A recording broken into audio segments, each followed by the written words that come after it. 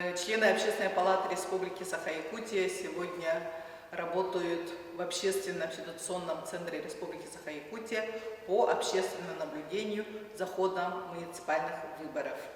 И хотим выразить огромную благодарность всем нашим общественным советам, общественным наблюдателям от имени председателя Общественной палаты Республики Саха-Якутия Николая Дмитриевича Бугаева.